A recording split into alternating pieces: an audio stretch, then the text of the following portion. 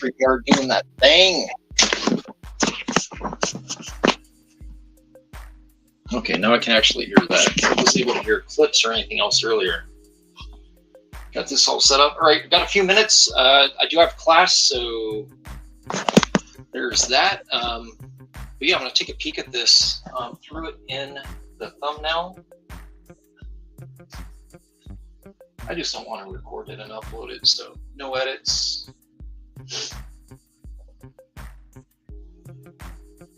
0 edits. I gotta turn this volume down. This thing sounds crazy loud.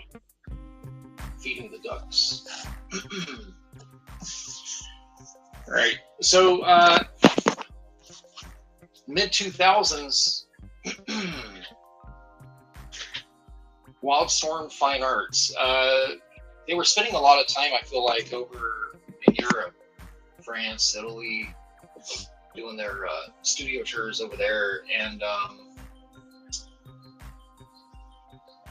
you know, I know after getting back, they started releasing these comic formatted, I don't really know, they're not really art books, but they kind of, it might have actually, honestly, it was probably a cash grab, like, in all honesty, but they were kind of cool. You got to see a little bit of a glimpse behind the curtain on some of it. This was the first one. It's the spotlight on Jim Lee, obviously. They also had one, I believe, on like Jeff Scott, and then they had what was it? One on Authority. But the Authority one, if I recall, was mainly because of Brian Hitch. It was right when Authority came out. It was a hot book when it first came out. So let's go and take a peek at this. I keep the sucker under 30 because I got to log in. What's up, Duck Bacon? I see you there. All right. So like I said, let me see the date here. I'm not even sure. So 06. This book came out in 2006, and like I say, there was a series of them. They also had a WildStorm Fine Art spotlight on Wildcats specifically. I just found this in a long box. I'm cleaning up a long box behind my desk. And yeah, Duck Bacon says probably alone, but I loved it when Lee was influenced by Campbell. Me too, to a degree. Definitely, to a degree.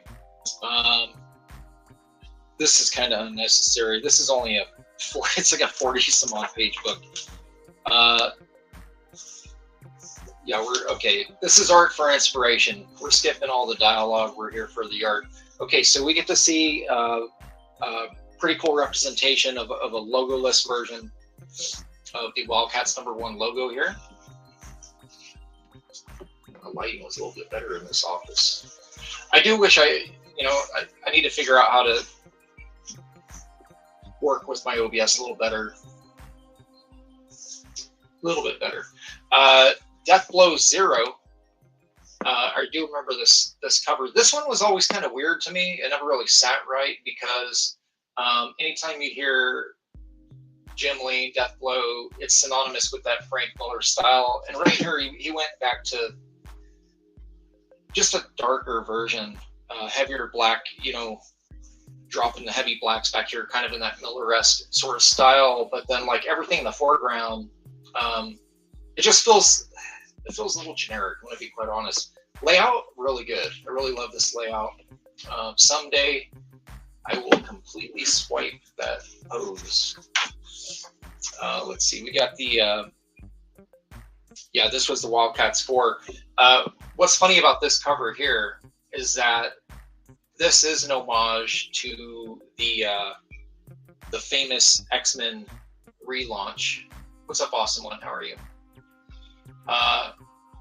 The X-Men relaunch with, what was it? Omega Red's hand was coming down this way, right? So this would be like Wolverine. I didn't realize this was an homage to that. I'm going to be quite honest. The colors and everything else, I thought I wouldn't call it an homage, to be honest. Like, I know it is now, but it didn't feel like it on release. So,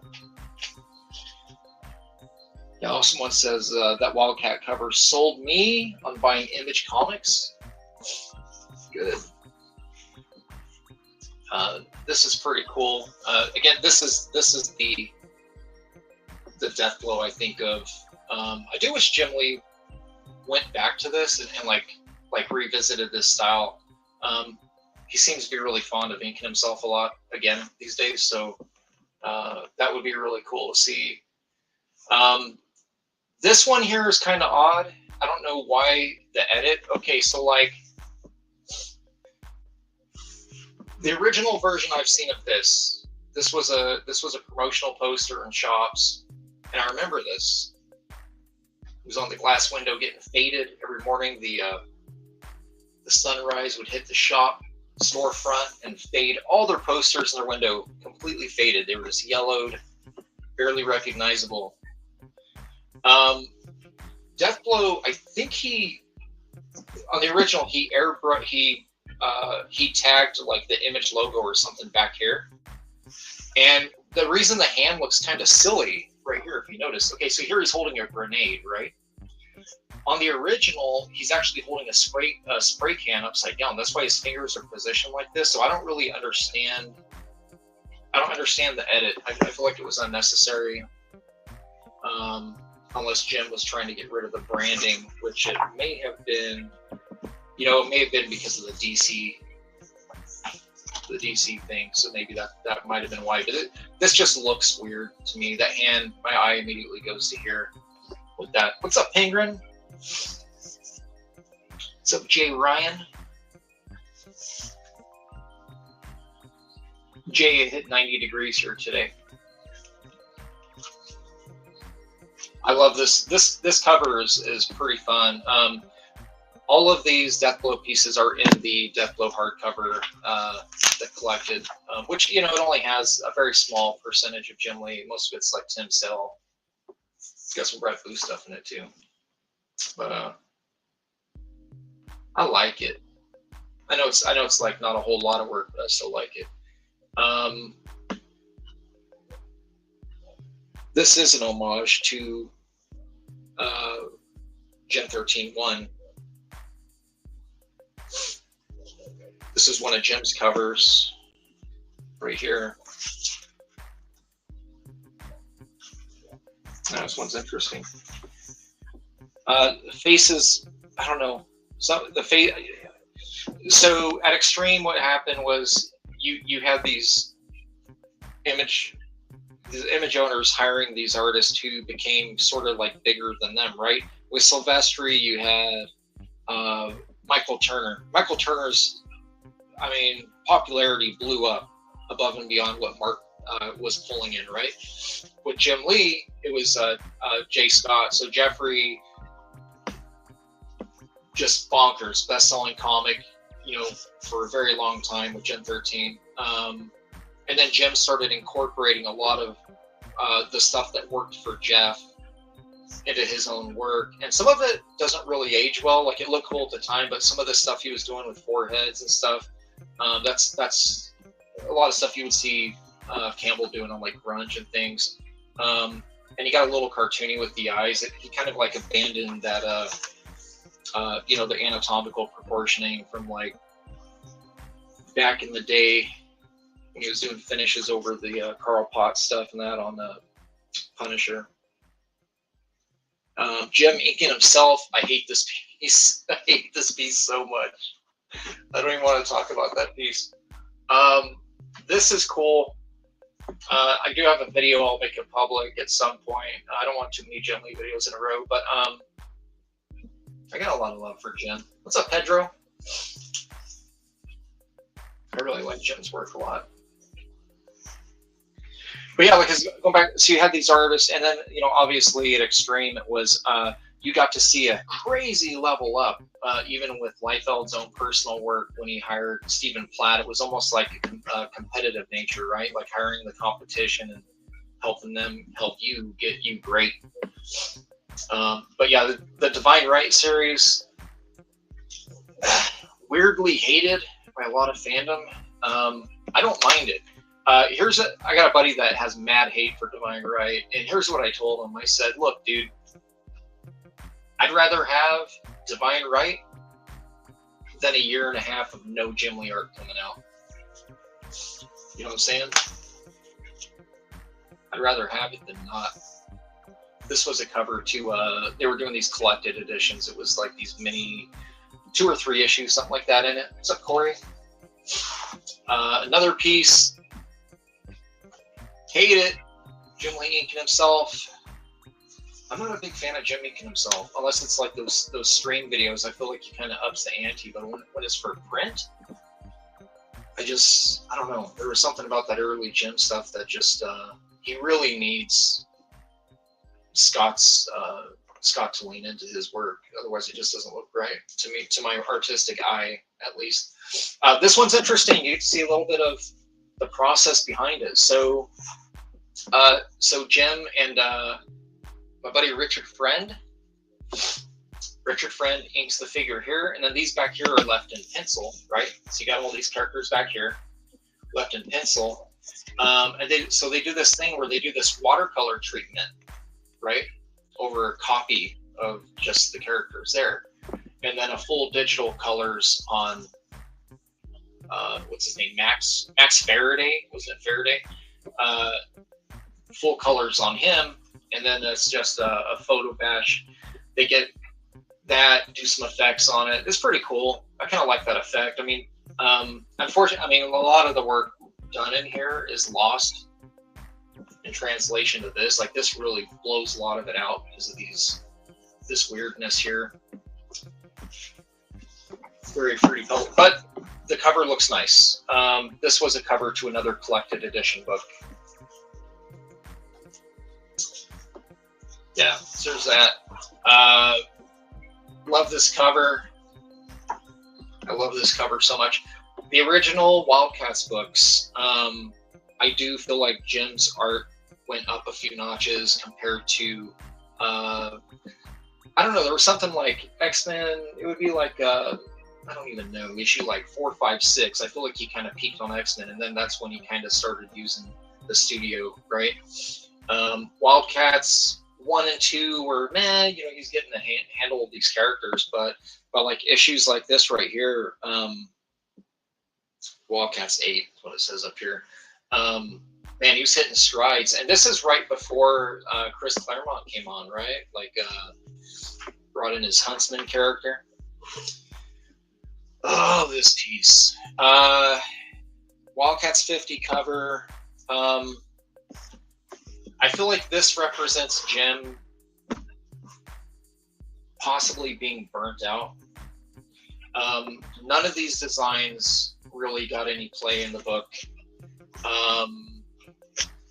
The issue's interesting.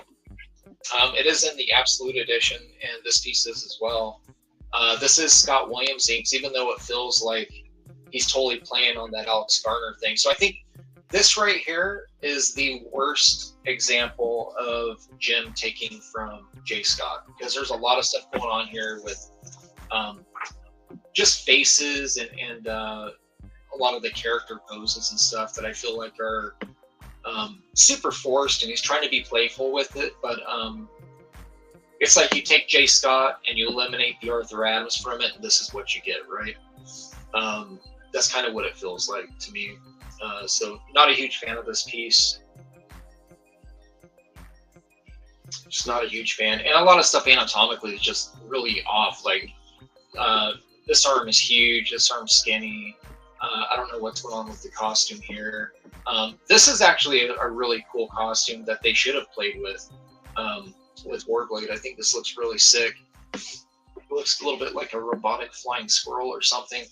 He's way out of whack, you know, with the force perspective on him. He probably should have been placed in the background, kind of coming up and over. The idea is really strong, though. With the design is strong. Essentially, it's like a V, right? Or like an Liefeld L. Kind of comes down here and shoots up this direction. So you got everything kind of moving down here, and then it kind of shoots up here. I'm not going to spend too much time on this piece. Shitty colors on this too. I don't know who colored it, and apologies if you're an epic colorist, but that piece is not good. Here we go. So we got the Jim came in and did 2 issues, 6 and 7 of Jim 13. This is the pencils to it, and these are actually like really good. Scott Williams inks. This is a super tight piece. The pencils on this are, they're really nice. And I really dig this here. This feels like Jim Lee. It doesn't feel like he was leaning, even though he's kind of coming in and giving a 2-issue break to Jeff. It's not like he's trying to assume the style or anything. Like this feels like Jim drawing late teenagers, early 20s. This is what this feels like. So, yeah, I got no complaints. I got another video where I just talked about just those 2 issues, I believe. Meh. All right, this doesn't feel like a Jim piece. This feels more like in all honesty,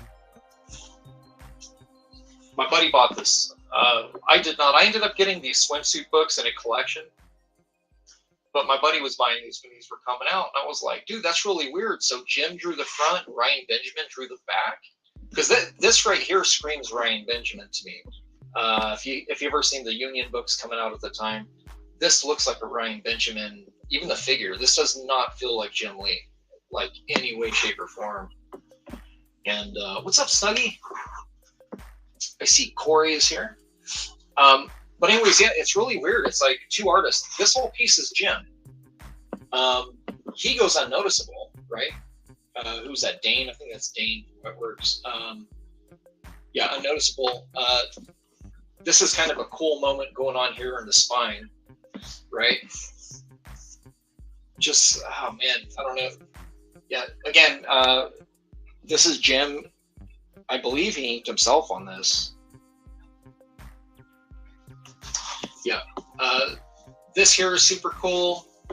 The contours are cool, a little too thick. Because the thing is, we were all spoiled, right? Like, anytime Jim inks himself, he's like, oh, I'm going to get creative. I'm going to go super thick on outlines. I'm going to do all this other stuff that's not traditionally what people get when Scott inks me. And I think what it is I think a lot of us that are Jim Lee fans are actually Scott Williams fans, and you just don't realize it, because what Scott brings to the table is just he does like I do. He hijacks a lot, and I think a lot of that is what makes Jim shine, right?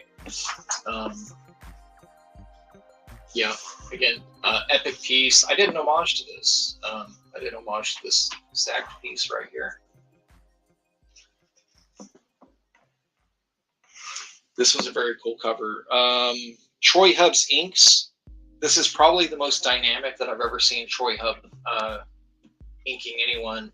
Hubbs was inking Travis Schrag for a hot minute before Richard Friend on the relaunch. So yeah, most of that stuff I believe was Troy Hubbs. It feels, not on this piece specifically, this here feels like he actually inked it with nib. There's a lot of line variance. Layout is sick. I would hang this above my desk if I had the original to this piece here. 110%. This is better than most artists today. This one piece right here. Freaking sick. This piece here, I'll go to, this is the only one I'm going to read here. Okay, so Jim says, I actually like how this cover still looks, which is kind of unusual for covers that I've drawn long ago, and especially for a cover I actually penciled and inked myself. 5 figures arranged in a pentagonal layout usually works well. This was also the dawn of digital coloring, so you can see color grads galore, which is true. Yeah, the whole thing is color grad. You get that weird line that goes on sometimes with the printing process when you got 2 colors that they're too far apart, you know, in your color wheel. But yeah, this piece here has always been an awesome piece.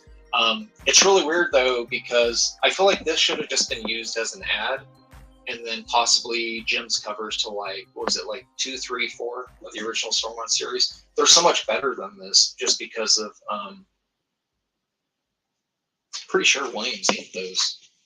But yeah, he's right. This is a cool piece. Cool composition. I think a lot of comic artists though, I think they were getting this composition really from Frazetta. I think Frazetta was the one that kind of made it popular with comic artists. They would, they're bringing this stuff in compositionally from paintings and bringing it into line art. The world of comics.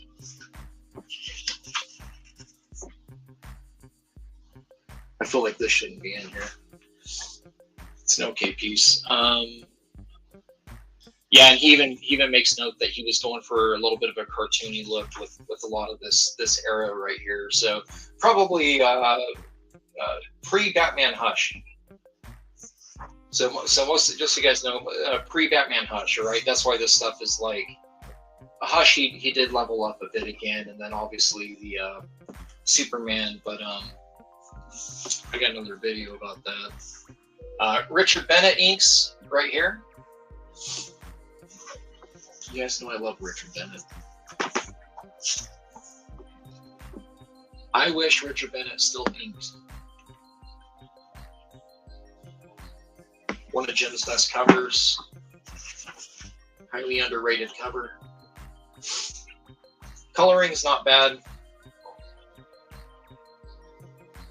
It's better than good. It's not great. It's better than good.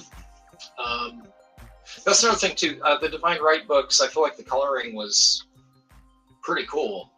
If you look at it, you know, I think a lot of people were wrestling with the fact that it was like new characters, and you know, Jim's story, it was just like trying to be like, he was trying to be hip. It's like being a tryhard, right? Like, I'm a cool dad. Look what I draw. This here, not a fan. I feel like this would have been better off if he just handed off this layout to someone to do their own rendition of it. Super underwhelming. But yeah, Jim, I think he's inking himself on this. I'm pretty sure. He looks cool. But again, you know, because of this era, you kind of see a little bit of the J. Scottness kind of coming through. Not really feeling it. I hate this right here. Dig it? Nah. This is sick. This is badass. What's up, Pastmaster? This was the original ad for the second ad for Gen 13. And also used for the Wizard Gen 13 1/2 issue cover. That's what I gotta say. This is badass. This is up to date. Weirdly, as old as the coloring is on this coloring is sick too. I wouldn't mind having a book colored with these palettes and rendering style. Looks sick. And then for some, man, I don't know why they didn't just invert this thing. You get the all gray and black cover here of Deathblow 1. Yay! There is the newsstand edition. If you guys don't know, you can find online pretty easily. If you've ever kind of wondered what the line art looks like on this thing, look up Deathblow newsstand, and everything is colored red. But at least what you can do is you can just, you know, save that, take it into Photoshop, and jack up the brightness of your red to 100, and then you'll be able to see the actual line art to this, and it's pretty cool. It's pretty cool seeing what Jim actually did with the brush. You know, I'm assuming most of this is actually brushing.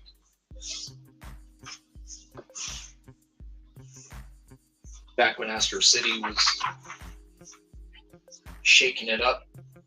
And then we get, what is this? This was Wildcat. Oh, this image was never used as a cover. It was a promo poster. Okay. So this is something you'd be able to find as a, so this is the same one as the cover, right? Yeah. It's used right here, Jim. He means in the past. So anyways, yeah, so you get, here's all the pencils here.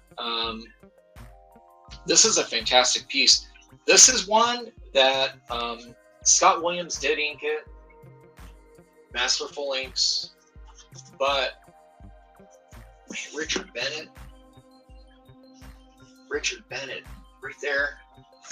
Holy shit, can you imagine? Right. Let's see. That's the end of the book. Here we go. Spotlight Jim Lee 1.